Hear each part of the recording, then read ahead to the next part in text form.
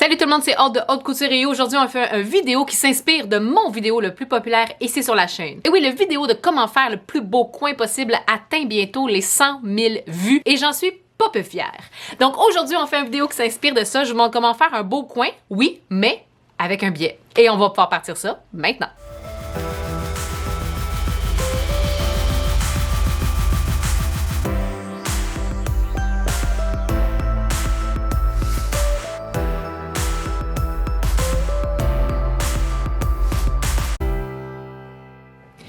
Puis pourquoi changer une bonne formule quand la vidéo a si bien fonctionné avec deux techniques? Eh bien, je vous montre aujourd'hui aussi deux techniques.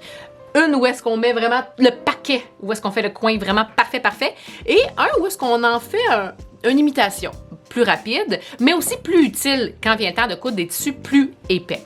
On peut faire ces coins-là dans n'importe quel projet où on a des angles. Peu importe l'angle. Que ce soit un angle droit ou bien un angle un petit peu plus obtus, là, à peu près comme l'enveloppe qu'on avait faite pour les tissus à liseuse, ça pourrait très bien s'appliquer ici. Et comme j'ai dit, s'il y a des tissus un petit peu plus épais, on va y aller avec la technique plus simple, plus rapide, parce que c'est plus facile de venir le faire comme ça. La technique un petit peu plus poussée pour faire un coin vraiment parfait est des fois plus difficile à atteindre. Fait que quand on ajoute des épaisseurs, c'est encore plus compliqué.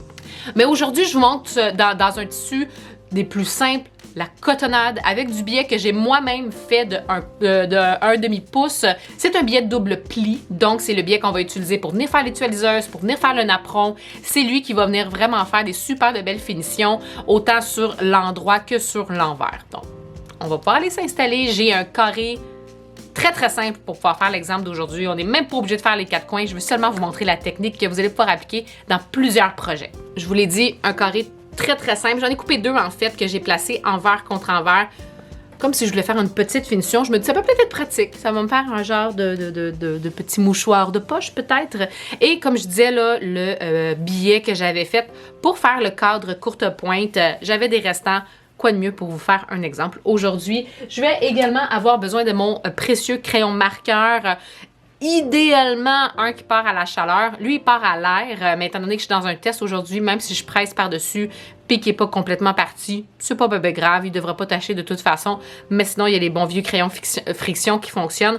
Mais j'aime bien les crayons qui partent à l'air mauve comme ça ici, parce qu'ils sont feutres, donc l'encre vient un petit peu plus s'imbiber dans le tissu. Fait que des fois, on voit un petit peu mieux. Prenez le crayon marqueur qui vous plaît le plus. À la machine, point droit, tout simplement. Donc, on va pouvoir aller s'installer tout de suite. Fait que les deux techniques commencent de la même façon. Là, moi, personnellement, je suis juste venue assembler mes 2 pièces de tissu ensemble pour qu'ils se tiennent bien. On n'est pas obligé de le faire dans du tissu double. J'avais envie de le faire comme ça. On dirait bien. Et là, je vais vous montrer seulement les 2 coins. Je ne ferai pas le tour complet de mon carré. Je vais venir m'installer et commencer par coudre dans le premier pli de mon billet.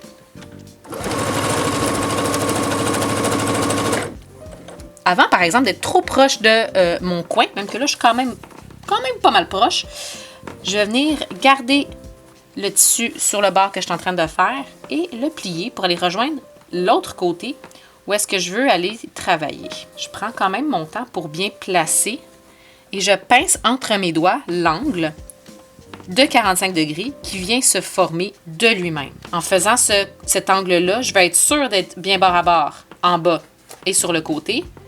Et aussi dans le haut, mon biais ici est égal également. Je vais venir me plier d'un côté et de l'autre pour venir avec mon crayon marquer la jonction où est-ce que j'ai le pli dans lequel je suis en train de coudre. Et là, c'est à tâtons parce que c'est en dessous que je le sens où est-ce que j'ai la pliure de mon tissu.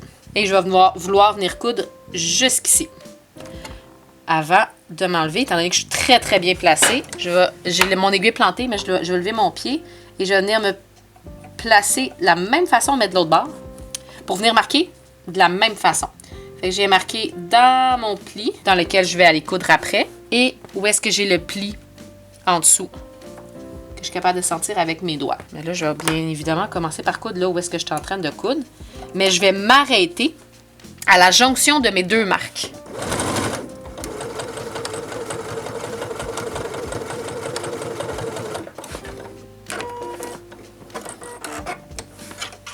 Si on regarde, il aurait fallu que j'arrête ici. J'ai comme un point de trop. Je me suis fait un point d'arrêt en conséquence. Fait que je vais juste enlever le petit point que je suis allée trop loin. Je vais être sûre qu'il ne paraisse pas de l'autre côté. Et là, justement, je me retourne de l'autre côté. Et je vais commencer à coudre. Là où est-ce que j'ai ma marque. Dans le fond, j'ai la jonction de mes deux marques. Et je vais venir rejoindre mon autre coin et faire la même chose. Même si c'est deux techniques différentes, ça commence de la même façon.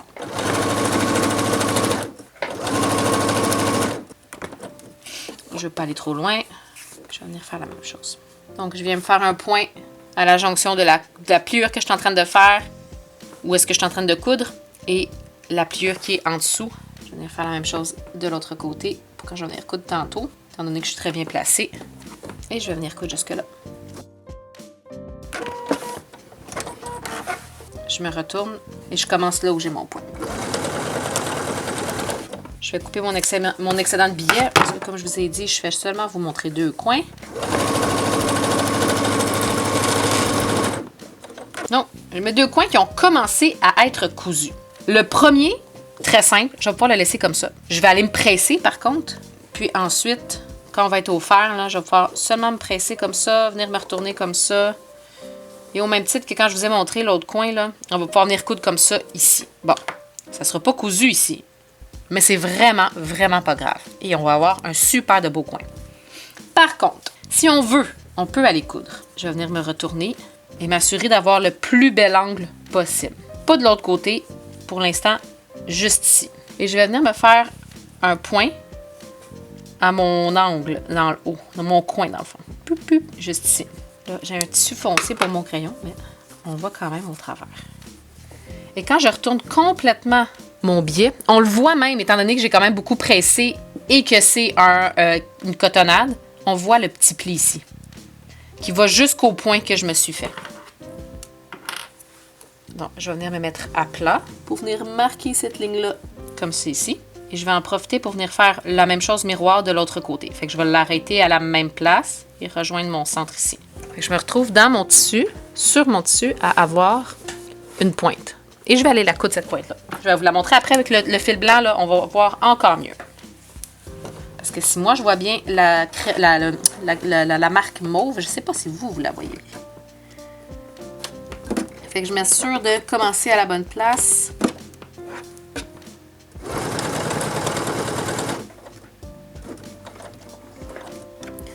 Puis,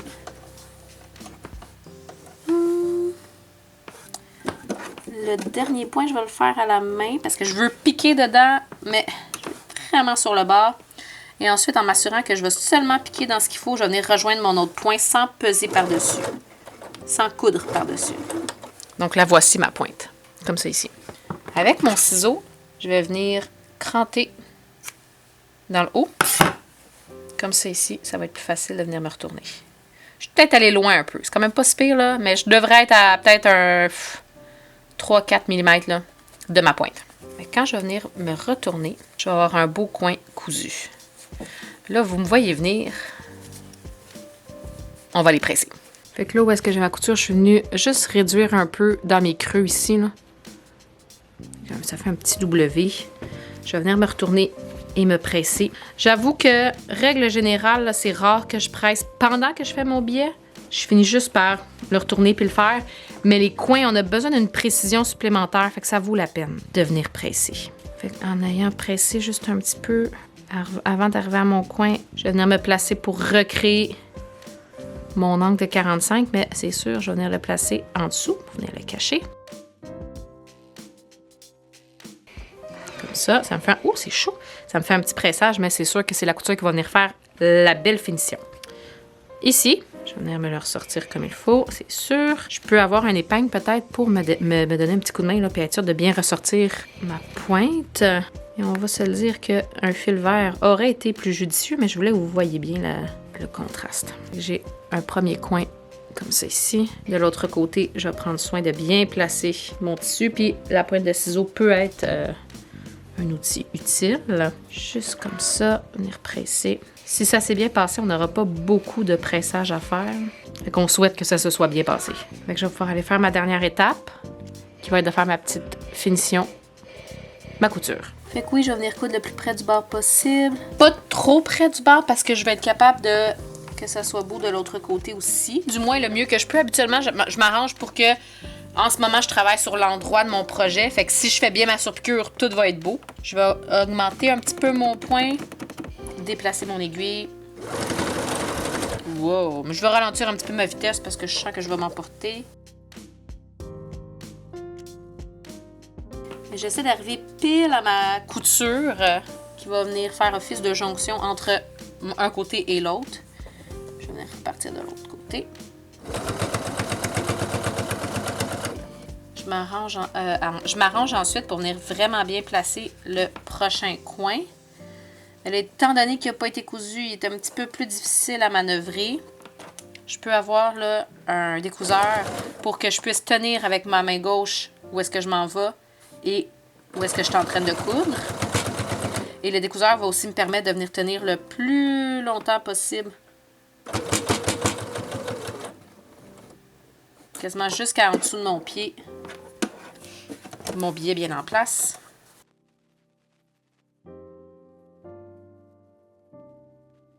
Et là, avant de me lever, bon oui, je vais couper un petit peu mes fils, mais je vais aussi m'assurer que tout est beau, que j'ai vraiment bien pris partout. Et à la fin, c'est vraiment là que je l'ai le mieux réussi, autant sur l'endroit que sur l'envers. Mais c'est pas le cas partout. C'est là que c'est difficile à faire, mais c'est... Personnellement, je préfère que ce soit beau sur l'endroit. On peut faire un dernier petit coup de pressage. On va dire que ça peut jamais nuire, mais c'est pas vrai. Des fois, ça peut nuire. Qu'on se retrouve à avoir deux coins parfaits. Le coin qui est cousu, c'est sûr, il y a un petit quelque chose de plus, il y a une finition plus belle. Mais on s'entend pour dire que l'autre fait quand même très, très bien l'affaire. Et là, ouais, j'ai un petit peu de difficulté ici. C'est la difficulté du biais, c'est que ça soit beau des deux côtés. Idéalement, si j'avais voulu que ça soit vraiment beau des deux côtés, là, c'est probablement que quand je suis venue placer mon biais de l'autre bord, j'étais trop loin par rapport à ma première couture d'assemblage. Comparativement à ici, où est-ce que c'était parfait. C'est une question de pratique et de contrôle. Et voilà tout le monde, c'est ce qui conclut les trucs et astuces d'aujourd'hui. J'espère que vous avez aimé.